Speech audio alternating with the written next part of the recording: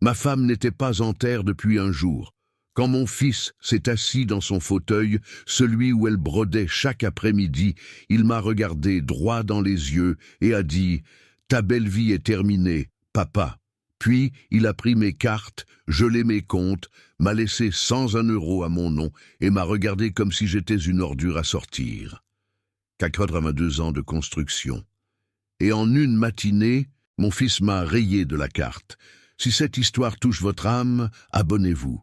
Chaque jour, il y a une nouvelle histoire qui pourrait être la vôtre. Dites-nous d'où vous nous écoutez. J'ai encore l'odeur de la terre du cimetière sur les mains. J'ai beau les laver, elle est toujours là, cette odeur humide, profonde, de quelque chose d'enterré. Je sens encore le poids de son cercueil. Comment mes bras tremblaient. Comment j'ai eu l'impression de m'enfoncer avec elle. Et me voilà, assis dans mon propre salon, à fixer un téléphone portable éteint et une pile de cartes qui sont maintenant inutiles. Je les ai étalées sur la table comme les cartes d'une main perdue.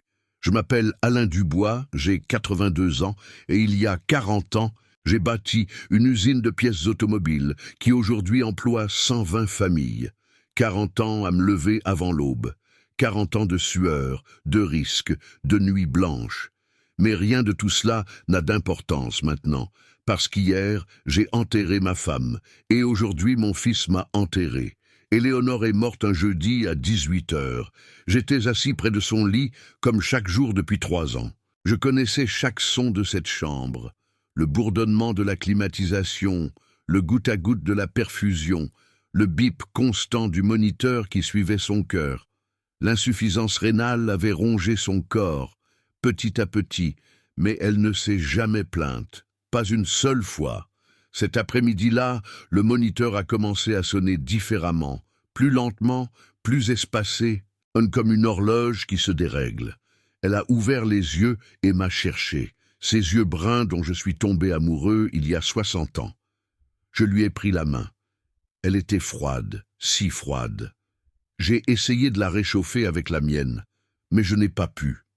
Elle a serré mes doigts avec le peu de force qui lui restait et a dit « Ça ne fait plus mal, mon chéri, ça ne fait plus mal ». Puis elle a pris une inspiration, puis une autre, et à la troisième, l'air n'est pas ressorti.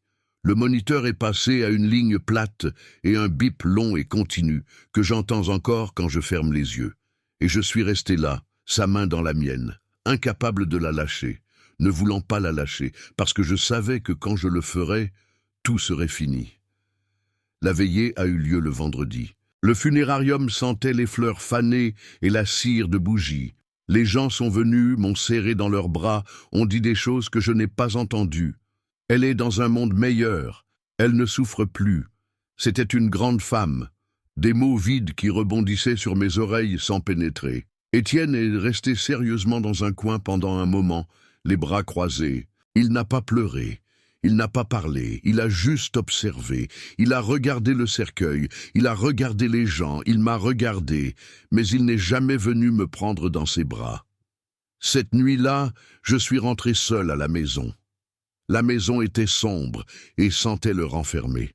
Je me suis allongé sur notre lit de mon côté habituel et j'ai serré l'oreiller d'Éléonore. J'ai enfoui mon visage dedans.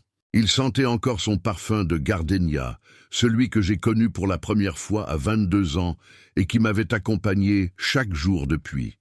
J'ai fermé les yeux et j'ai essayé d'imaginer qu'elle était là, dormant à côté de moi, comme toujours, que je me réveillerais et que tout serait comme avant. Mais le samedi, à 9 heures du matin, la sonnette a retenti et tout est parti en enfer. J'ai ouvert la porte en m'attendant à un voisin avec des condoléances, une corbeille de pain, quelques fleurs, mais c'était Étienne. Sa chemise était froissée et ses yeux étaient secs. Il est entré dans la maison sans un salut, sans une étreinte, sans dire « Je suis désolé, papa », comme s'il entrait dans un bureau. Derrière lui se tenait Sophie, sa femme, la tête basse et les yeux fixés sur le sol. Elle ne m'a pas regardé, n'a pas dit un mot. Et derrière elle, il y avait Lucas, mon petit-fils de 16 ans, qui n'a pas levé les yeux de son téléphone même pour dire bonjour. Je ne sais même pas s'il m'a vu. Je leur ai offert un café. Personne n'a répondu. Étienne a marché directement vers le salon d'un pas ferme, comme si la maison était déjà la sienne. Et puis je l'ai vu. Il s'est assis dans le fauteuil d'Éléonore, le fauteuil où elle brodait chaque après-midi, où elle buvait sa tisane à la camomille, où elle s'asseyait pour me lire des recettes du journal pendant que je prenais mon petit déjeuner. J'ai senti une vague de nausée monter dans ma poitrine. La bile m'est montée à la gorge, mais je suis resté silencieux. J'ai pensé, peut-être qu'il ne s'en est pas rendu compte. Peut-être que c'est un accident. Peut-être que ce n'est pas intentionnel. Étienne m'a regardé depuis ce fauteuil comme s'il était déjà le propriétaire de tout. Et ce que j'ai vu dans ses yeux n'était pas de la tristesse, ni du chagrin, ni rien de ce qu'un fils devrait ressentir le lendemain de l'enterrement de sa mère. C'était quelque chose de froid, de calculé, quelque chose que je ne reconnaissais pas, ou peut-être que je le reconnaissais mais que je n'avais jamais voulu le voir. Il a dit « Papa, nous devons parler ». J'ai hoché la tête. Je pensais que c'était à propos des funérailles, de la paperasse, du testament d'Éléonore, des déclarations d'assurance. Mais ensuite, il a sorti de la poche intérieure de sa veste un document, une feuille avec des sceaux officiels et des caractères minuscules que je ne pouvais pas lire de là où j'étais. Il l'a posé sur la table basse, sur les magazines qu'Éléonore n'avait jamais fini de feuilleter, et a dit « Signe ici, c'est une procuration. À partir de maintenant, je m'occupe des comptes, de l'entreprise, de tout. C'est pour ton bien. Tu n'es pas en état. » Je l'ai regardé, ne comprenant pas, ne croyant pas ce que j'entendais. J'ai dit « De quoi tu parles, Étienne? J'ai enterré ta mère hier. Quel genre de fils es-tu » Il n'a pas scié, n'a pas bougé un muscle de son visage, a juste dit « C'est précisément pour ça ». J'ai refusé de signer. Je lui ai dit qu'il était fou, qu'il ne savait pas ce qu'il faisait, qu'il devait sortir de ma maison et ne pas revenir avant d'avoir retrouvé la raison. Il s'est levé lentement, avec le calme d'un serpent, a remis le papier dans sa poche et m'a regardé de haut. Il me dépassait d'une tête. Et à ce moment-là, j'ai réalisé que mon fils me voyait comme un obstacle, comme quelque chose à retirer du chemin. Il a dit « Très bien, alors on va faire ça à la manière forte. C'est ton choix. » Et il s'est dirigé vers la porte, sans se presser, comme s'il savait déjà exactement ce qui allait se passer ensuite. Sophie l'a suivi sans me regarder, en traînant les pieds. Lucas aussi, avec son téléphone collé au visage, indifférent à tout, comme si de rien n'était. Je suis resté là au milieu du salon, le cœur battant si fort dans ma poitrine que je pouvais le sentir dans mes oreilles. Je ne comprenais pas ce que signifiait la manière forte, mais une demi-heure plus tard, je l'ai découvert, et le sol s'est dérobé sous mes pieds. D'abord, ce fut le téléphone portable.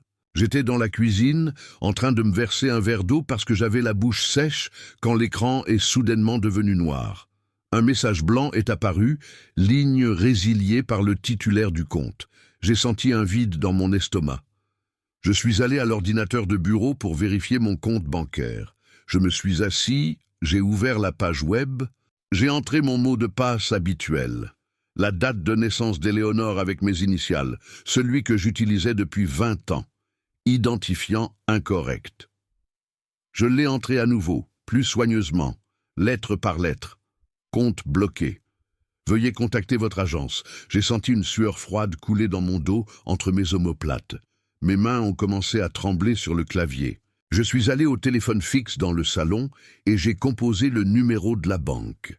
Un enregistrement m'a dit que le numéro était en cours de transfert vers un autre titulaire.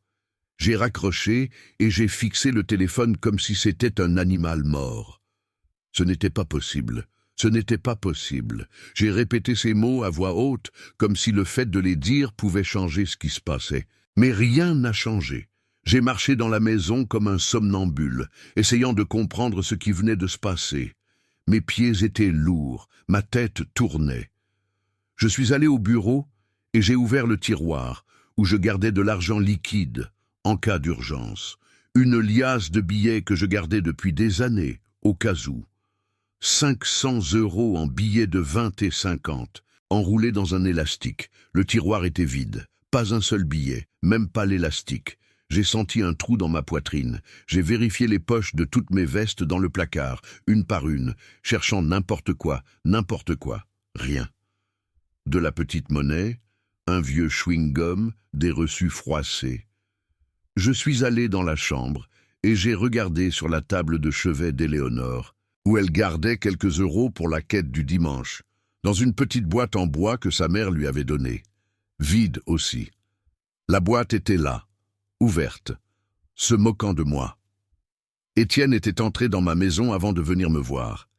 Il avait tout fouillé. Il avait ouvert chaque tiroir, chaque poche, chaque cachette. Il avait pris chaque euro qu'il avait trouvé. Je suis resté au milieu de la pièce, les mains tremblantes, sentant le sol bouger sous mes pieds comme lors d'un tremblement de terre. En moins d'une heure, mon propre fils m'avait laissé sans accès à la banque, sans téléphone, sans argent liquide. Il m'avait transformé en un sans-abri dans ma propre maison. Je ne sais pas combien de temps je suis resté là, au milieu de la pièce, à regarder dans le vide, des minutes, des heures. Le temps a cessé d'exister. Quand j'ai repris mes esprits, le soleil était parti et la maison était sombre. Je n'avais allumé aucune lumière, n'avais rien mangé, n'avais pas bu d'eau. Je me suis traîné jusqu'au salon et je me suis assis sur le canapé d'Éléonore, le même où elle brodait chaque après-midi pendant que je lisais le journal et qu'elle me racontait les potins du voisinage. J'ai passé ma main sur le tissu du dossier, usé par les années.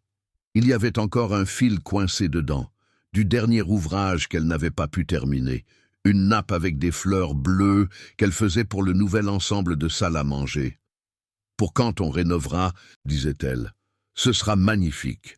L'ensemble de salle à manger que nous n'utiliserions jamais, la nappe qu'elle ne finirait jamais. » Je suis resté là, à caresser ce fil jusqu'à ce que mes yeux se brouillent.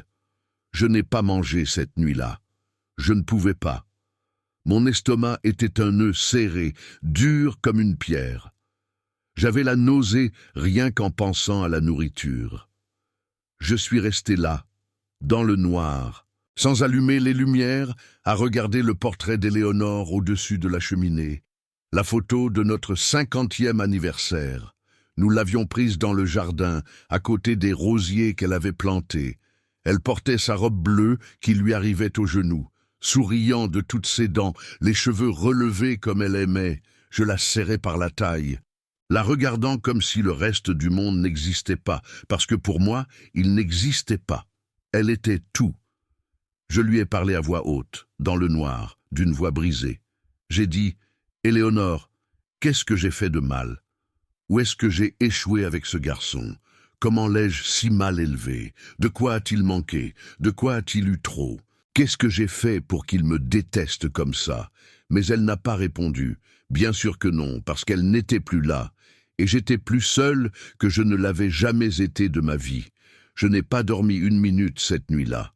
Je suis resté assis sur ce canapé jusqu'à l'aube, rejouant les derniers mois dans ma tête comme un film. Les visites d'Étienne, de plus en plus fréquentes, de plus en plus longues. Les questions sur l'entreprise, sur les associés, sur les comptes, sur les contrats, sur qui avait le pouvoir de signature. Je pensais que c'était de l'intérêt, qu'il mûrissait enfin, qu'il voulait apprendre le métier, qu'il voulait gagner ma confiance. Mais ce n'était pas de la reconnaissance. Il repérait le terrain, cherchait les points faibles, attendait le bon moment pour frapper. Et le bon moment, c'était le lendemain de l'enterrement de sa mère, le jour où j'étais le plus brisé, le plus vulnérable, le plus seul, le plus facile à abattre. Il l'avait planifié ainsi, avec froideur, avec calcul, comme si j'étais un ennemi et non son père. Mais le pire n'était pas ce qui s'était déjà passé. Le pire, c'était ce qui m'attendait dehors. Parce que lorsque je suis sorti dans la rue le lendemain, j'ai découvert que mon fils ne m'avait pas seulement volé mon argent, il m'avait volé mon nom. Le lundi, je me suis réveillé avec la décision de sortir. Je ne pouvais pas rester enfermé entre ces murs, à attendre qu'Étienne vienne m'achever. Je devais comprendre jusqu'où allaient les dégâts.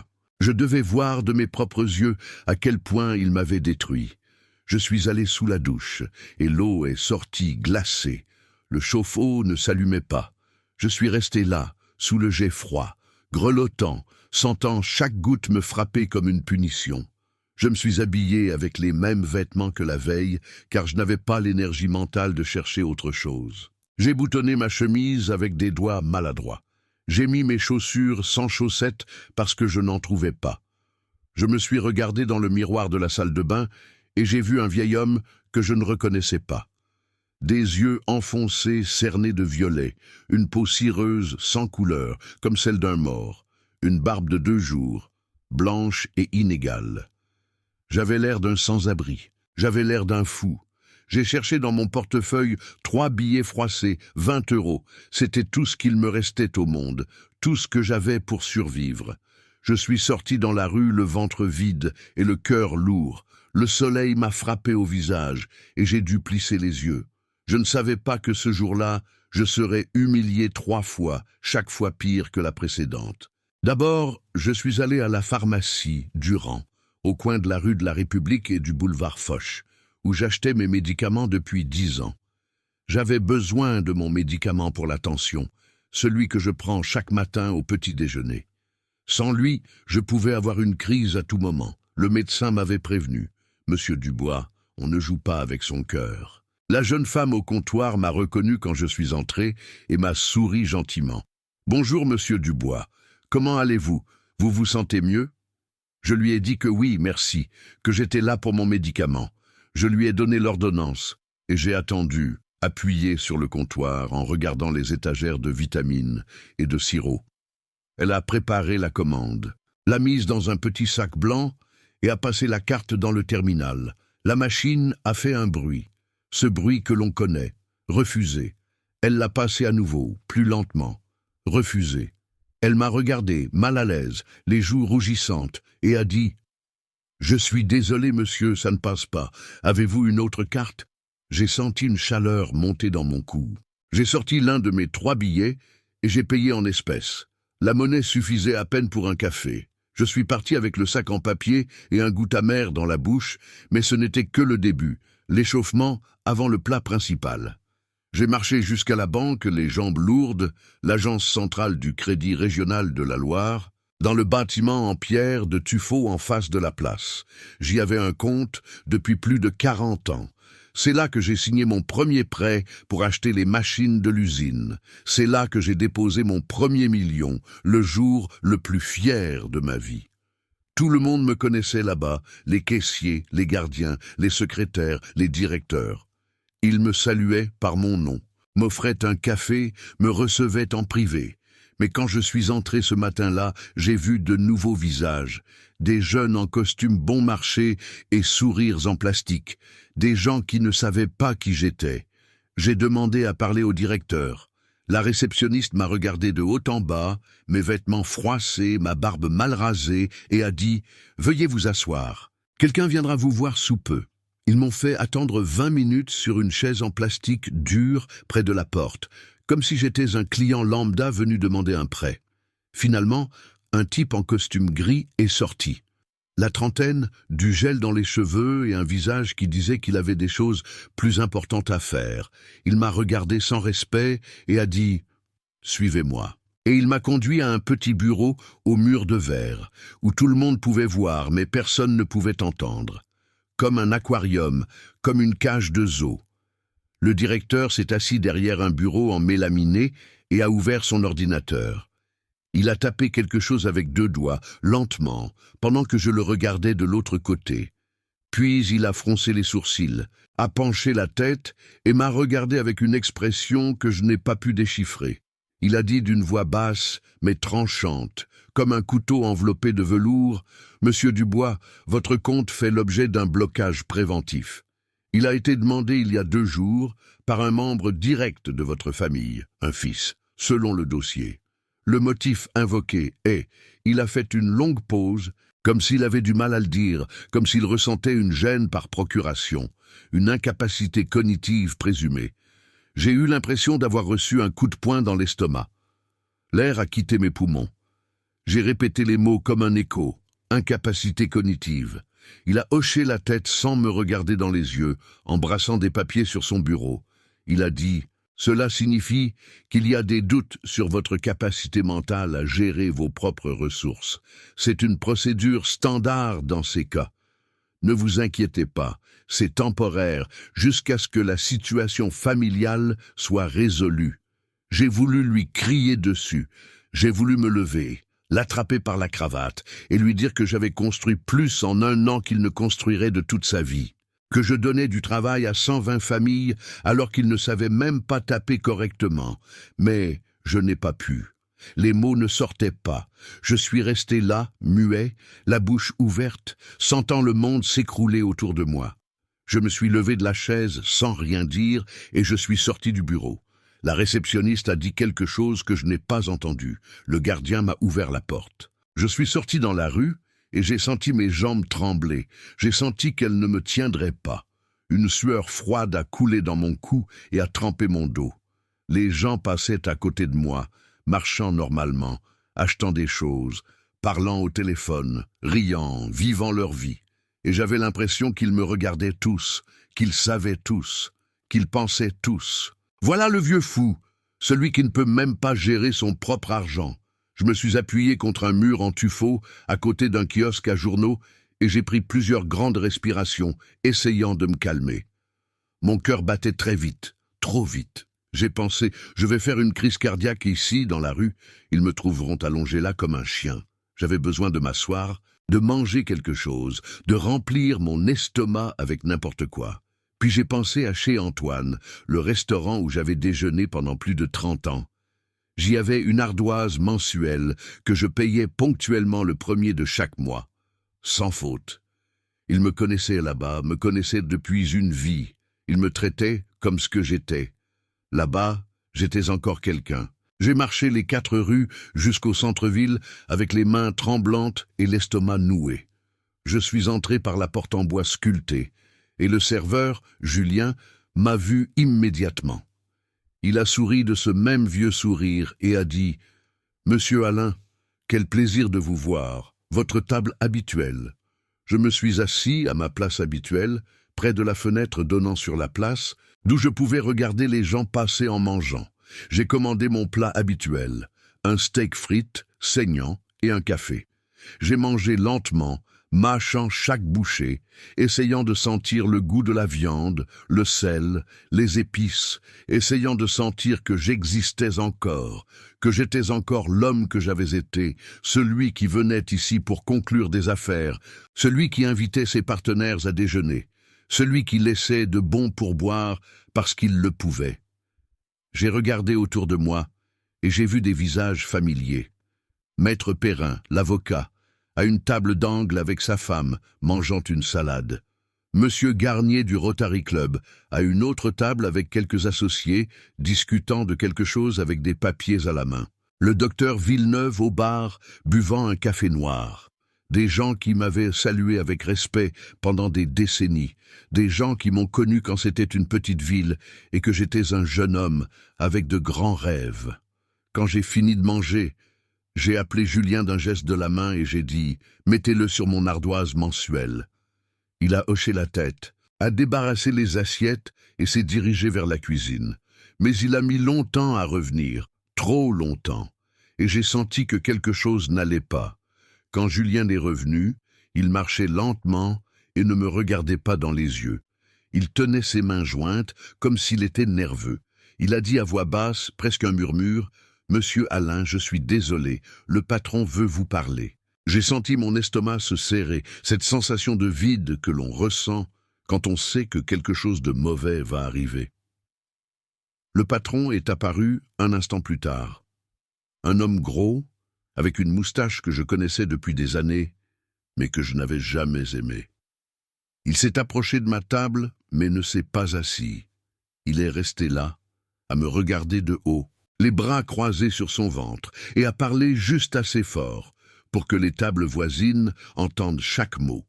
« Monsieur Dubois, malheureusement, votre compte chez nous a été annulé. Monsieur Étienne Dubois a appelé hier personnellement pour nous en informer. Il a laissé des instructions très claires selon lesquelles vous n'avez plus toute votre tête. Il a dit que nous ne devons vous accorder aucun crédit en aucune circonstance, que toute dette que vous contracterez, il ne la reconnaîtra ni ne la paiera. Je suis vraiment désolé. Vous devrez payer en espèces. J'ai senti mon visage brûler. Le sang m'est monté à la tête. Mes oreilles bourdonnaient. J'ai vu, comme au ralenti, le couple de la table voisine arrêter de manger et se tourner pour me regarder, la bouche ouverte. J'ai vu Maître Perrin se pencher vers sa femme et lui chuchoter quelque chose à l'oreille, en me désignant du menton. J'ai vu Monsieur Garnier baisser les yeux sur son assiette, mal à l'aise, comme s'il avait honte de me connaître. Tout le monde me regardait, tout le monde me jugeait, tout le monde pensait la même chose. Pauvre vieil homme, il a perdu la tête, il est fini, il est inutile, il fait pitié. J'ai sorti les 2 billets qu'il me restait, 10 €, et je les ai posés sur la table. Ce n'était même pas assez pour le café. Julien, avec des yeux tristes, a dit « Monsieur Alain, ne vous inquiétez pas, je le couvrirai avec mes pourboires. » Ce n'est pas. Mais je ne l'ai pas laissé finir. Je ne voulais pas de sa pitié, je ne voulais la pitié de personne. Je me suis levé de la chaise, les genoux tremblants, et j'ai marché vers la porte. Chaque pas pesait 1 tonne, chaque pas était 1 kilomètre. Je sentais les regards me brûler le dos comme des couteaux, comme des aiguilles, comme des braises ardentes. Je suis sorti sur le trottoir et je suis resté là, ne sachant que faire, ne sachant où aller. Le soleil de midi me frappait le visage, me brûlait la peau, mais j'avais froid, un froid qui venait de l'intérieur, de mes os, de mon âme. Je n'avais pas d'argent, pas de téléphone, personne à appeler, nulle part où aller. J'ai regardé la rue pavée que j'avais parcourue 1000 fois depuis que j'étais enfant. Les mêmes magasins, les mêmes arbres, les mêmes bancs en fer, mais tout semblait étrange, comme si ce n'était plus à moi, comme si je n'appartenais plus à cet endroit, comme si j'avais été effacé de la carte et que personne ne s'en était rendu compte.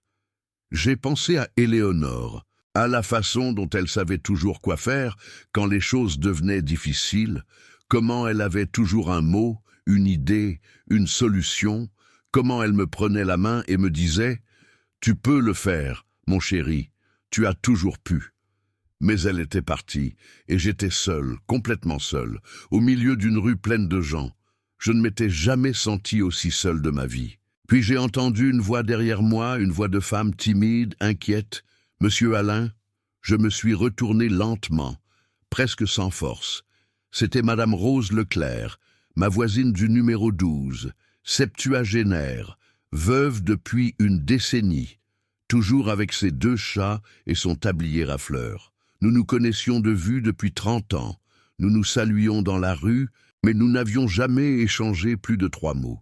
Nous n'avions jamais eu de vraie conversation. Elle m'a regardé avec de grands yeux effrayés, comme si elle voyait un fantôme. Puis elle a jeté un rapide coup d'œil sur les côtés, comme pour s'assurer que personne ne regardait, que personne n'écoutait. Elle a fait un pas de plus, a attrapé mon bras avec sa petite main et a dit à voix basse « Presque un secret. Qu'est-ce qui vous est arrivé, monsieur Alain? Pourquoi êtes-vous comme ça? Êtes-vous malade? Vous avez l'air terrible. Vous avez l'air d'avoir vu un fantôme. » Et je ne savais pas quoi répondre. Les mots ne sortaient pas, parce que d'une certaine manière, le fantôme, c'était moi. Il m'avait tué sans me toucher. Il m'avait enterré sans creuser de tombe. Rose a pris mon bras fermement et a dit « Venez avec moi, vous ne pouvez pas rester planté là. Les gens vous regardent. » Nous avons marché en silence jusqu'à sa maison, 3 rues plus bas, à travers des rues que je connaissais par cœur mais qui me semblaient maintenant un autre monde. Je gardais les yeux rivés au sol, incapable de lever la tête, comptant les pavés comme s'ils étaient les jours qu'il me restait à vivre. Quand nous sommes arrivés à sa porte, une porte verte avec des pots de géranium, elle a sorti ses clés, l'a ouverte, et m'a fait entrer. Ça sentait le café fraîchement moulu et le pain sucré. Ces 2 chats m'ont regardé avec méfiance depuis un fauteuil. Rose m'a fait asseoir dans son salon et est allée à la cuisine. J'ai entendu le cliquetis des tasses, de l'eau qui bout. Elle est revenue avec un plateau, une tisane à la camomille, des biscuits secs, une serviette brodée. Elle m'a servi comme si j'étais un enfant malade, et d'une certaine manière, je l'étais. Mes mains tremblaient en prenant la tasse. Elle s'est assise en face de moi dans un fauteuil fleuri qui sentait la naphtaline et m'a regardé avec ces yeux qu'ont les femmes qui ont trop vu. Elle a dit « Alain, je vais vous dire ce qui se passe, ce que tout Angers raconte, parce que vous devez le savoir et parce que personne d'autre ne vous le dira. » J'ai hoché la tête sans parler. La tisane me brûlait les doigts, mais je ne l'ai pas lâchée. J'avais besoin de sentir quelque chose, n'importe quoi. Rose a pris une profonde inspiration et a commencé à parler. Elle m'a dit qu'Étienne avait appelé tout le monde la semaine passée, les partenaires commerciaux, les connaissances du club, les voisins du lotissement. Il racontait à tout le monde la même chose, que j'avais une démence sénile, que j'avais commencé à oublier des choses, à confondre les noms, à me perdre dans la rue, que le jour de l'enterrement, je n'avais pas reconnu certains des invités, que j'avais essayé de payer avec une carte de crédit expirée, que j'étais un danger pour moi-même et que la famille prenait des mesures pour me protéger. Elle m'a tout dit d'un trait, sans pause, comme quelqu'un qui arrache un pansement d'un coup sec. Et je suis resté là, figé, paralysé, avec la tasse de tisane suspendue en l'air, et un bourdonnement dans les oreilles qui m'empêchait de penser. Quand j'ai pu parler, un seul mot est sorti, démence. Je l'ai répété plusieurs fois, comme si le dire pouvait m'aider à comprendre. J'ai regardé mes mains, fermes, ne tremblant pas. Je me suis souvenu du dernier bilan trimestriel de l'entreprise. 23, 4 millions d'actifs, 15, 7 de passifs. Marge opérationnelle de 12%. Je me souvenais de tout, sans hésitation. Je me souvenais de mon premier numéro de permis de conduire, de la date de mon mariage, du nom du médecin qui avait mis Étienne au monde. Je me souvenais de chaque contrat que j'avais signé au cours des 40 dernières années, et j'ai pensé, mon fils est en train de me tuer. Pas avec un couteau, pas avec du poison. Il me tue avec des mots. Il m'efface de la carte alors que je respire encore. Rose m'a observé en silence, attendant ma réaction. Je lui ai tendu la tasse vide et je me suis levé. Mes jambes tremblaient, mais je me suis tenu droit. J'ai dit « Merci, Rose, de m'avoir dit la vérité, de ne pas m'avoir traité comme un fou. » Elle s'est levée aussi et m'a pris le bras. Elle a dit « Alain, vous devez faire quelque chose. Si vous restez silencieux, ils vous enterreront vivant. Étienne agit vite, il a des avocats, il a des contacts. Si vous ne réagissez pas maintenant, quand vous voudrez le faire, il sera trop tard. » J'ai hoché la tête. J'ai marché jusqu'à la porte. Avant de partir, je me suis retourné et j'ai dit « Je vais à l'entreprise. Je vais prouver qui je suis. Je vais me tenir devant mon fils et lui dire qu'il ne va pas me détruire. » Elle m'a regardé avec un mélange d'admiration et de peur, et je suis sorti dans la rue le cœur battant dans ma gorge. Je suis arrivé à l'usine à 16 heures, la même usine que j'ai construite de mes propres mains, la même grille que j'avais franchie des milliers de fois en 40 ans. Le gardien habituel, Monsieur Germain, était parti. À sa place, il y avait un jeune d'une vingtaine d'années avec un uniforme neuf et un visage antipathique. Quand il m'a vu arriver, il a levé la main comme s'il était un agent de la circulation. Il a dit « Pièce d'identité, s'il vous plaît ». Je l'ai regardé, incrédule. J'ai dit « Je suis Alain Dubois, le propriétaire de cette entreprise, celui qui paie votre salaire. » Le jeune homme n'a pas bronché. Il a regardé une feuille de papier sur son bureau, a parcouru une liste du doigt et a dit, sans me regarder, « Je suis désolé, monsieur, votre nom n'est pas autorisé à entrer. » Ordre de la direction. J'ai senti le sang me monter à la tête. J'ai serré les poings. J'ai dit « Écoutez, gamin, j'ai fondé cette entreprise avant votre naissance. J'ai posé chaque brique, installé chaque machine, investi chaque euro qui se trouve ici. Alors vous allez lever cette barrière et vous allez me laisser passer. » Le jeune homme m'a regardé avec un calme qui m'a mis plus en colère que s'il avait crié. Il a dit « Monsieur, si vous ne vous calmez pas, je vais devoir appeler la sécurité. La sécurité contre moi. » J'ai pris une profonde inspiration. J'ai ravalé ma rage. Et j'ai dit « Très bien, appelez quelqu'un de l'intérieur, n'importe qui, qu'il me dise en face que je ne peux pas entrer. » Le jeune homme a hoché la tête, a pris un téléphone, a parlé à voix basse pendant 1 minute, puis a raccroché et a dit « Pouvez-vous attendre à la réception ? quelqu'un va descendre vous voir. » Je suis entré dans la réception et je me suis assis sur une de ces chaises en plastique qu'ils ont pour les fournisseurs, moi, assis comme un fournisseur dans ma propre entreprise. J'ai attendu 5 minutes, 10, 20. La réceptionniste, un autre nouveau visage, ne m'a même pas regardé. Elle tapait sur son ordinateur comme si je n'existais pas. Finalement, la porte du couloir s'est ouverte et une jeune femme est apparue, au début de la trentaine. Cheveux raides jusqu'aux épaules, tailleur pantalon gris, talons hauts, un sourire parfait. Un de ces sourires qui n'atteignent pas les yeux. Elle s'est dirigée vers moi à petits pas et m'a tendu la main comme si j'étais un client. Elle a dit « Monsieur Dubois, quel plaisir. Je suis Audrey Petit, assistante de direction de Monsieur Étienne. Comment puis-je vous aider ?» Je l'ai regardée de haut en bas. Je ne l'avais jamais vue de ma vie. J'ai dit « Je veux parler à mon fils. » Elle n'a pas perdu son sourire. Elle a dit « Monsieur Étienne est dans une réunion très importante. Il ne peut pas être dérangé. Si vous le souhaitez, je peux vous fixer un rendez-vous pour la semaine prochaine. Que diriez-vous de jeudi à 10 heures ?» Je l'ai regardé, n'en croyant pas mes yeux. J'ai dit « Un rendez-vous pour parler à mon propre fils dans ma propre entreprise. » Elle a penché la tête comme si j'étais un vieil homme confus. Elle a dit « Je comprends que cela puisse être difficile, monsieur Dubois, mais les choses ont changé. Il y a de nouveaux processus, de nouveaux protocoles. C'est tout pour le bien de l'entreprise. » Elle me parlait comme si j'étais une nuisance, comme si je n'étais personne. Et le pire, c'est qu'elle le faisait avec le sourire. Je me suis levé et j'ai marché vers le couloir qui menait au bureau. Audrey s'est mise devant moi, les bras écartés, comme pour m'arrêter physiquement.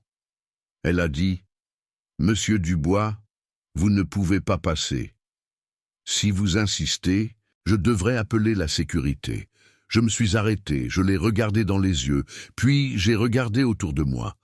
Le sol en marbre que j'avais choisi, les murs que j'avais peints en blanc parce qu'Éléonore disait que c'était apaisant. Les tableaux que j'avais achetés à une vente aux enchères à Paris avaient disparu. À leur place, il y avait d'horribles peintures abstraites, du genre qui ne veut rien dire. Tout avait changé, tout. J'ai dit « Cette entreprise est à moi, je l'ai construite. » Audrey a souri à nouveau et a dit « Elle était à vous, monsieur Dubois.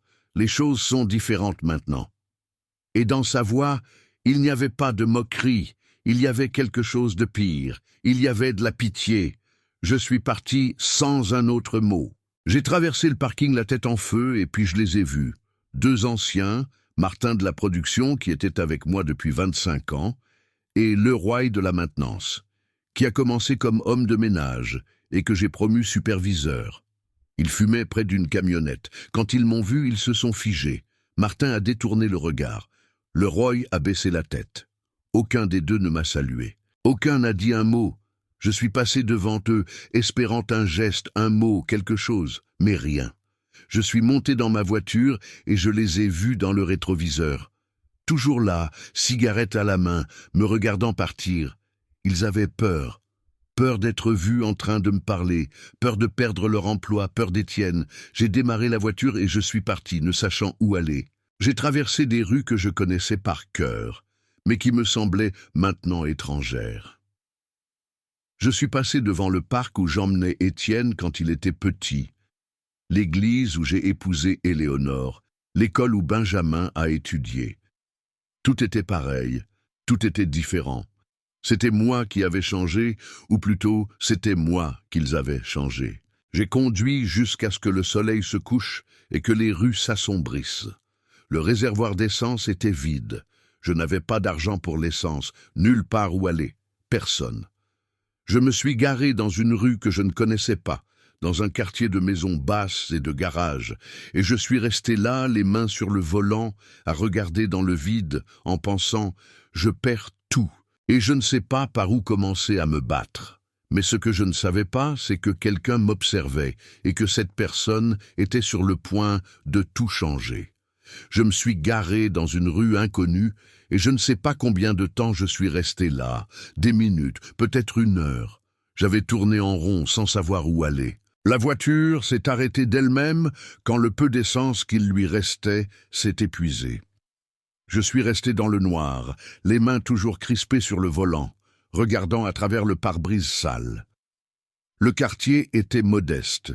Des maisons d'un étage aux façades délavées, des garages aux volets à moitié fermés, une petite épicerie avec une ampoule jaune vacillante, une petite église au bout de la rue, avec une croix en néon bleu. J'ai pensé, je n'ai pas d'argent pour l'essence, pas d'argent pour un taxi, pas d'argent pour manger, personne à appeler. Et j'ai ressenti quelque chose que je n'avais pas ressenti depuis des décennies, quelque chose que je pensais ne plus pouvoir ressentir. La peur, pure et froide, comme quand j'étais enfant et que je m'étais perdu à la fête foraine. Puis quelqu'un a frappé à la vitre, 3 coups secs, j'ai sursauté, j'ai tourné la tête, et j'ai vu un visage me regarder de l'extérieur. Un homme âgé, dans la soixantaine, avec des cheveux gris et une peau burinée par le soleil. Ses mains étaient tachées de graisse noire, et il portait une combinaison bleue délavée. Il m'a regardé avec curiosité, pas d'hostilité. J'ai baissé la vitre de quelques centimètres, et il a dit « Bonsoir, monsieur, tout va bien? Vous êtes assis là depuis longtemps sans sortir de la voiture. Je voulais m'assurer que rien ne vous était arrivé. » Sa voix était rauque mais gentille. Il sentait l'huile de moteur et les cigarettes.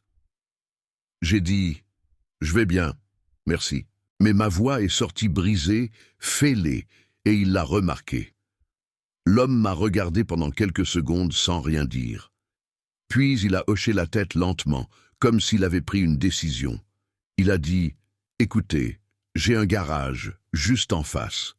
Je ne sais pas ce qui vous est arrivé, et je ne demanderai pas si vous ne voulez pas me le dire, mais vous avez l'air de ne pas avoir mangé depuis un moment. J'ai du café frais et quelques biscuits que ma voisine m'a apportés. Si vous voulez, je vous invite. » Sans arrière-pensée, je l'ai regardé dans les yeux. Il n'y avait pas de méchanceté, pas de calcul, juste quelque chose que je n'avais pas vu depuis des jours. De l'humanité. J'ai ouvert la portière de la voiture et je suis sorti. Mes jambes tremblaient. Il m'a tenu le bras et a dit « Venez, monsieur, c'est juste là. » Et nous avons marché ensemble jusqu'à son garage. Le garage était petit, un hangar en tôle avec un sol en béton taché d'huile. Il y avait une vieille voiture sur un pont élévateur avec le capot ouvert et ses entrailles exposées, des outils accrochés au mur, un calendrier d'il y a 3 ans avec une photo de Jésus, une vieille radio qui jouait une chanson de Johnny Hallyday. L'homme a montré une chaise en plastique à côté d'une table en bois et a dit « Asseyez-vous, je vais vous chercher un café ». Il a disparu par une porte à l'arrière et est revenu avec 2 tasses en aluminium fumantes. Il s'est assis en face de moi sur un tabouret en bois et a dit « Je m'appelle Robert, Robert Fournier. J'ai ce garage depuis 20 ans et vous êtes Alain Dubois. Je vous connais de nom. Tout Angers connaît le propriétaire de l'usine de pièces automobiles. » Je l'ai regardé surpris. Il a haussé les épaules et a dit « C'est une petite ville, monsieur Alain. Les nouvelles vont vite. » Il a pris une gorgée de café et m'a regardé calmement. Il ne m'a rien demandé, il a juste attendu. Et quelque chose dans ce silence, dans cette patience, m'a fait ouvrir la bouche. J'ai commencé à parler. Je lui ai parlé des funérailles d'Éléonore, de la visite d'Étienne le lendemain, des mots qu'il m'a dit, des cartes bloquées, de la banque, de la pharmacie, du restaurant, de l'entreprise où on ne me laissait pas entrer, d'Audrey Petit et de son sourire en plastique, des ouvriers qui ne m'ont pas salué, de Rose et de la rumeur de démence.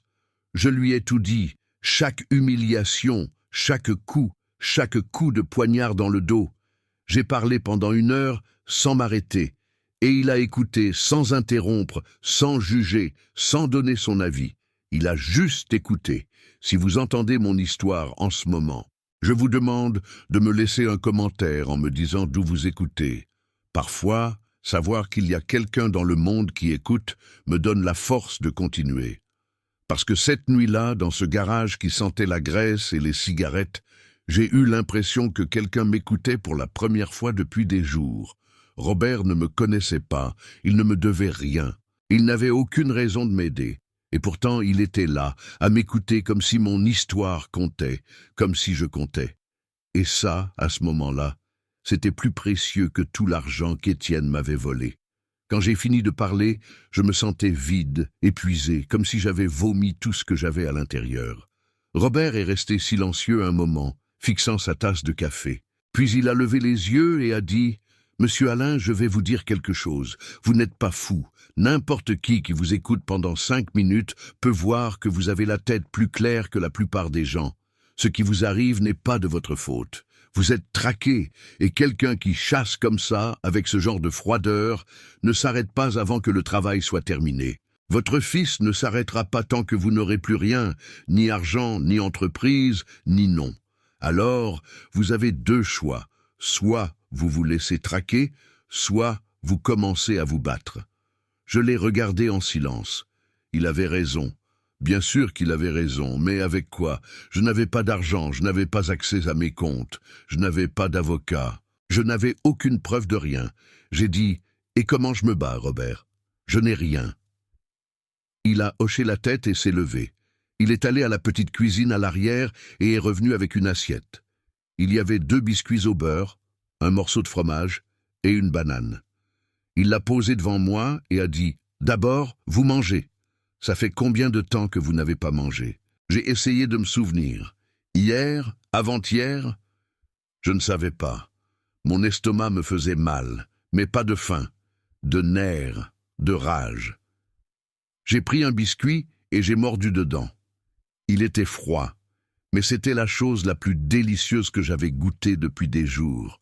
Robert m'a regardé manger et a dit « Après avoir mangé, on réfléchira. » J'ai mangé tout ce qu'il a mis devant moi. Chaque bouchée me redonnait un peu de force.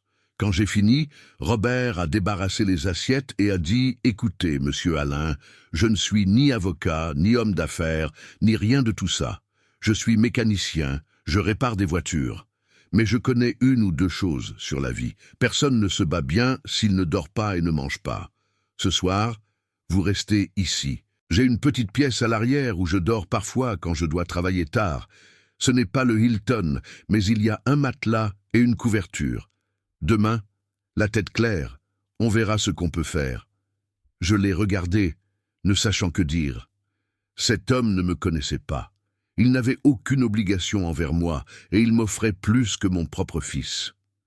La petite pièce était petite, un simple matelas sur des planches de bois, une couverture grise qui sentait l'adoucissant bon marché, un crucifix cloué au mur, une petite fenêtre qui donnait sur une ruelle. Je me suis allongé tout habillé, avec mes chaussures, en fixant le toit en tôle. Dehors, j'entendais les grillons et le bruit lointain des voitures. J'ai pensé à Éléonore. J'ai pensé à notre grand lit avec les draps en coton qu'elle lavait chaque semaine. J'ai pensé à l'odeur de ses cheveux quand elle me serrait dans ses bras la nuit, et je me suis demandé ce qu'elle dirait si elle me voyait là, dormant dans le garage d'un mécanicien, me cachant de mon propre fils. J'ai fermé les yeux et j'ai senti des larmes couler sur mes tempes, mais je ne les ai pas essuyées. Je les ai laissées couler. Cette nuit-là, j'ai dormi. Je ne sais pas pendant combien d'heures, 3, 6 ou 10, mais j'ai dormi. J'ai vraiment dormi, sans cauchemar, sans me réveiller en sursaut. Et quand je me suis réveillé, avec le soleil qui filtrait par la petite fenêtre, j'ai ressenti quelque chose que je n'avais pas ressenti depuis les funérailles d'Éléonore. De l'espoir. Je ne savais pas comment j'allais me battre. Je ne savais pas avec quelles armes ni avec quels alliés, mais je savais une chose, je n'étais pas seul. Il y avait un mécanicien de 70 ans qui croyait en moi, qui m'avait donné un abri, de la nourriture et quelque chose de plus important, de la dignité. Robert m'avait donné un refuge, mais les armes pour me battre viendraient de quelqu'un d'autre, de quelqu'un que je n'attendais pas, de quelqu'un qui avait autant à perdre que moi. Robert m'a réveillé avec une tasse de café et une nouvelle. Il a dit « Monsieur Alain, j'ai mis un peu d'essence dans votre voiture. Ce n'est pas beaucoup, mais c'est assez pour rentrer chez vous et revenir. Allez, occupez-vous de vos affaires, et si vous avez besoin de quoi que ce soit, je suis là. Ce qu'on a en abondance ici, c'est de la graisse, et ce qui nous manque, c'est de l'argent. Mais il y a toujours une tasse de café et un biscuit. Il m'a donné une tape sur l'épaule et m'a accompagné à la voiture. Avant que je monte, il a dit « Rappelez-vous ce que je vous ai dit. Quelqu'un qui chasse comme ça ne s'arrête pas avant que ce soit fini. Agissez vite, monsieur Alain. Ne leur donnez pas le temps de vous achever. J'ai hoché la tête, j'ai démarré le moteur et j'ai conduit vers ma maison avec un nœud à l'estomac. Je ne savais pas ce qui m'attendait, mais quelque chose me disait que ça n'allait pas être bon. Je suis arrivé à la maison vers midi. Tout semblait pareil de l'extérieur. Le jardin avec les rosiers qu'Éléonore entretenait, le bougainvillier grimpant sur le mur, la porte en bois que j'avais commandée à un artisan du Jura. Mais quand je suis entré, j'ai su que quelque chose s'était passé. La porte du bureau était ouverte. Je la laissais toujours fermée. J'ai marché vers elle, le cœur battant dans ma poitrine, et quand je suis entré, j'ai senti l'air quitter mes poumons. Les tiroirs du bureau étaient ouverts, fouillés, des papiers éparpillés sur le sol, la bibliothèque déplacée, et à l'endroit où se trouvait l'ordinateur de bureau, il n'y avait que des câbles lâches et une marque dans la poussière. Il l'avait pris.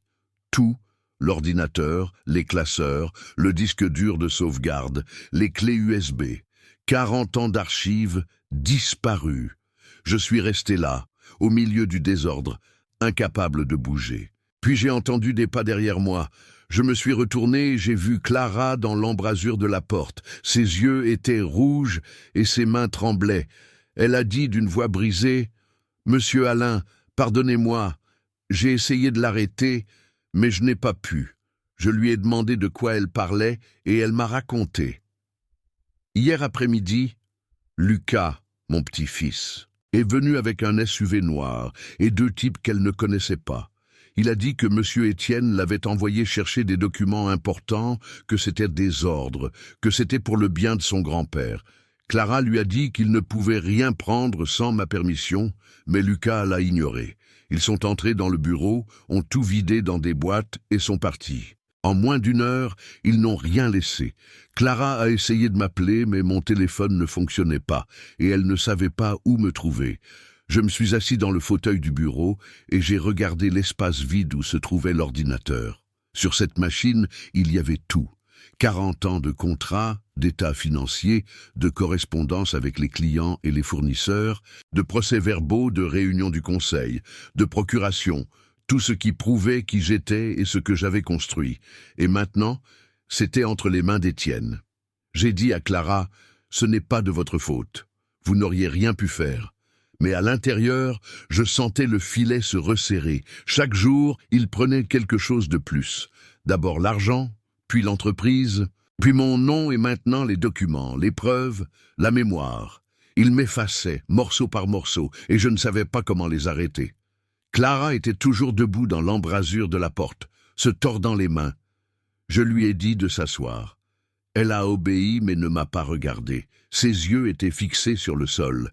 Puis elle a dit, « Monsieur Alain, il y a autre chose que je dois vous dire. » J'ai senti une froideur dans mon estomac. Elle a pris une profonde inspiration et a continué. « Monsieur Étienne m'a appelé hier après-midi, après qu'ils aient pris les affaires.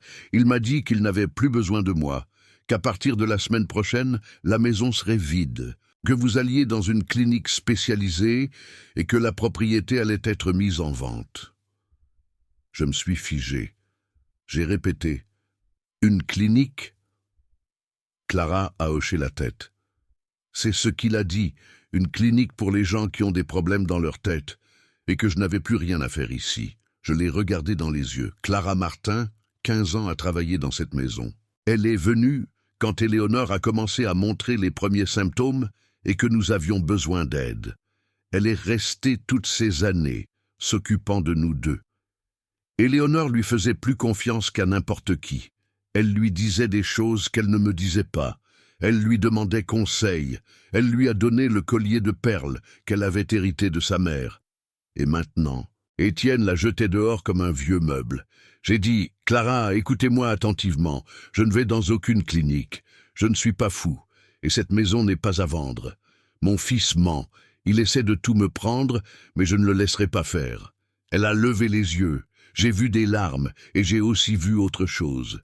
Elle voulait me croire, mais elle avait peur. Clara a essuyé ses yeux avec le dos de sa main et a dit « Je vous crois, monsieur Alain, je vous connais depuis 15 ans. Je sais que vous n'êtes pas dérangé. Mais monsieur Étienne, il dit des choses très laides à tout le monde, aux voisins, aux gens de l'entreprise. à quiconque veut bien l'écouter. Il dit que vous ne vous souvenez plus des choses, que vous vous perdez dans la rue, que vous confondez les gens. Il dit que vous êtes un danger pour vous-même, et les gens le croient, monsieur. Les gens le croient parce qu'il le dit avec une telle assurance, et parce que vous n'êtes pas sorti pour le démentir. Je me suis tu. Elle avait raison. Je m'étais caché. J'avais été paralysé, et pendant ce temps, Étienne avait pris le contrôle du récit, de ma vie, de mon histoire. J'ai pris la main de Clara. Elle était froide, tremblante. J'ai dit « Merci de m'avoir dit la vérité, de ne pas m'avoir traité comme un fou. Maintenant, j'ai besoin que vous fassiez quelque chose pour moi. » Elle a hoché la tête, attendant. J'ai dit « Rentrez chez vous, reposez-vous, prenez ce qu'ils vous doivent, et ne revenez pas avant que je vous appelle. Et surtout, ne dites à personne que nous avons parlé, ni à Étienne, ni à personne de la famille, ni aux voisins, personne. » Elle m'a regardé avec de grands yeux. Elle a demandé « Qu'allez-vous faire, monsieur Alain ?» J'ai dit « Je vais me battre, mais je dois le faire en silence. Si Étienne sait que je réagis, il agira plus vite. J'ai besoin de temps. » Elle a hoché la tête, s'est levée et s'est dirigée vers la porte. Avant de partir, elle s'est retournée et a dit « Prenez soin de vous, monsieur, et que Dieu vous bénisse. » Puis elle est partie, et je suis resté seul. J'ai traversé la maison vide. Chaque pièce était un coup.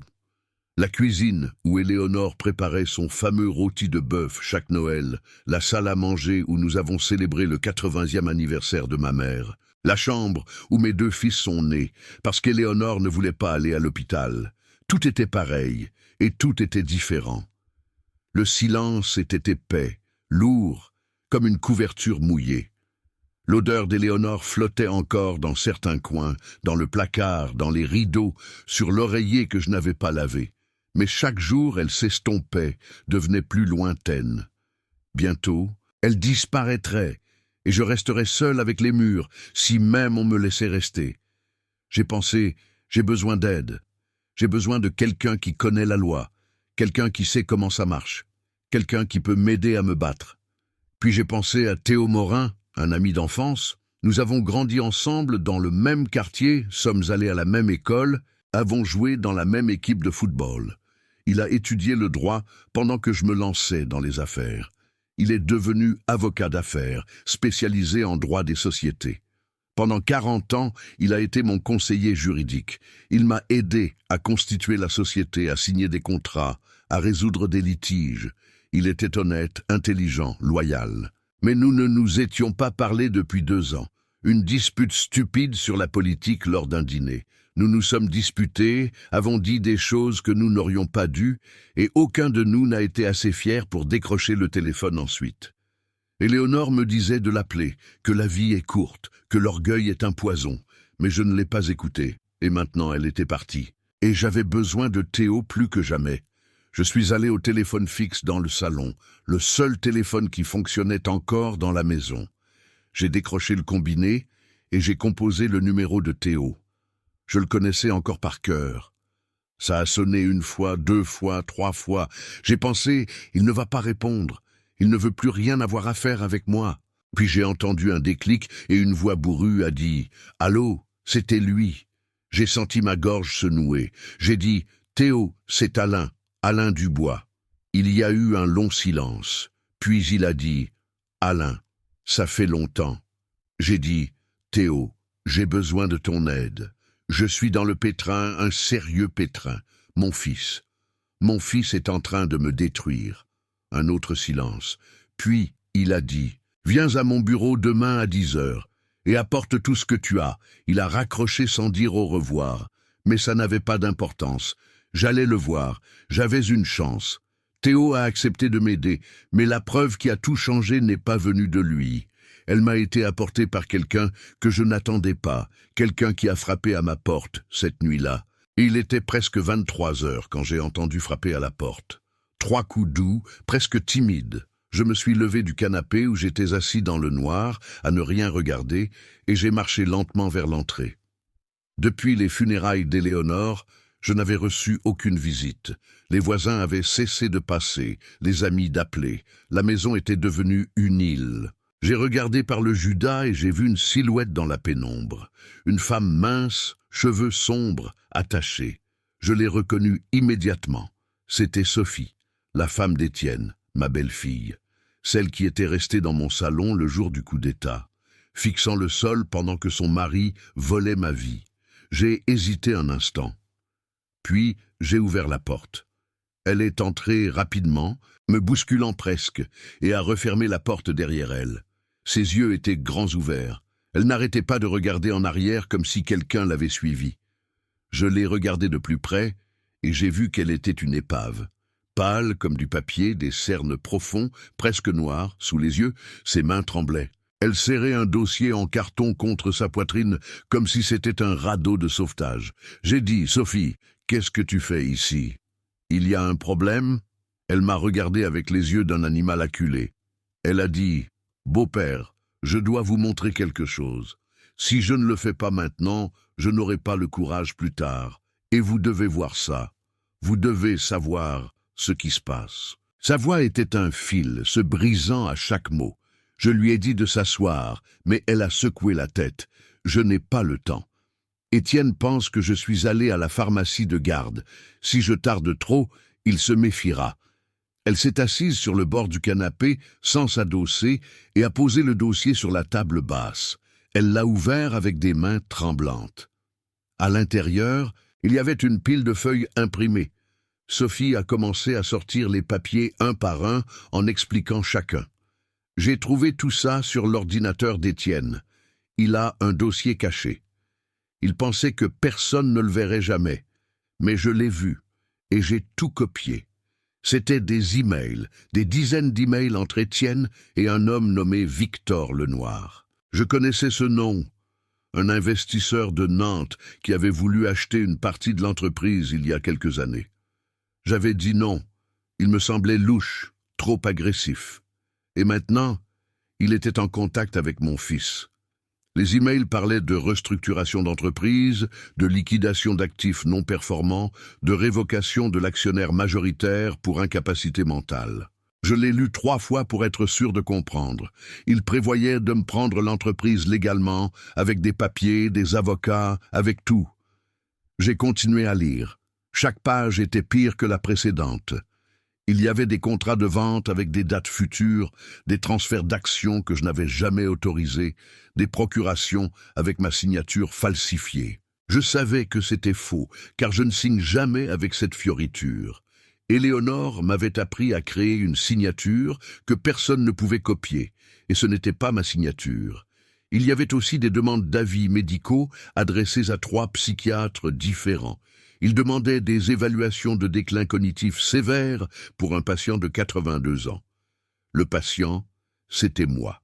Les demandes étaient signées par Étienne en tant que membre responsable de la famille. Tout était daté, tout était organisé, tout était prêt à être exécuté.